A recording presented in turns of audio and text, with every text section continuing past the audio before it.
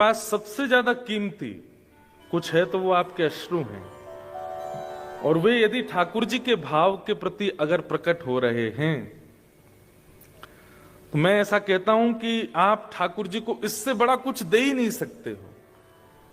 संसार के लिए रोना आ जाता है, विपत्तियों में रोना आ जाता है, अपनी किसी इच्छा की पूर्ति ना होने पर रोना आ जाता है, लेकिन ठाकुर जी के प्रसंगों को सुनकर के या केवल भगवत भाव सुनकर के नेत्र सजल हो जाएं,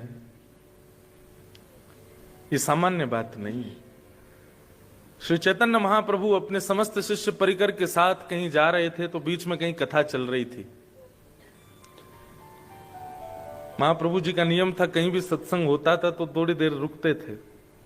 आप जाकर के जैसे ही वहां बैठे तो वक्ता जो थे वो इतने अच्छे वक्ता नहीं थे, केवल अपने घर चलाने के लिए कथा करते थे।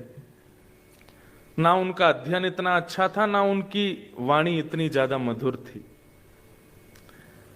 तो जितने भी शिष्य परिकर थे महाप्रभु जी के साथ, वे सब तो उनको उसी भाव से आंक रहे थे। ना तो ये अच्छे से बोल रहे हैं, ना अच्छे से गा रहे हैं, ना इनके श्लोक शुद्ध हैं, ना इनकी बातें स्पष्ट हैं, पर महाप्रभु जी दोनों भुजा उठा करके भाव बेहुल होकर के नेत्रों से अश्रुपात करते जा रहे हैं।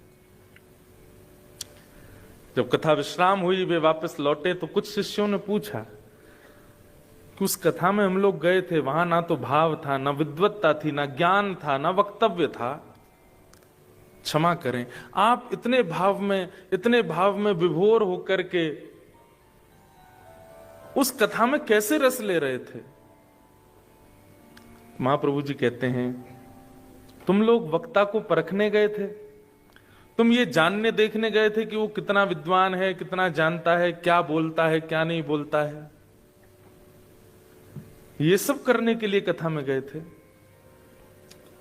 हमारी स्थिति तो ऐसी थी, जब जब वे कृष्ण बोलते थे तब तब ठाकुर जी का कोई रूप दिखने लग जाता था और वही रूप चित्त में बैठ करके आनंदित करने लगता था। प्रेम बेहुवल चित्त हो जाता था, नेत्रों से नीर बहने लग जाते थे। महाप्रभु जी के उस भाव को सुन करके उनके शिष्यों को बड़ा अपने ऊपर खेद हुआ कि हम क्या कथा सुनते हैं।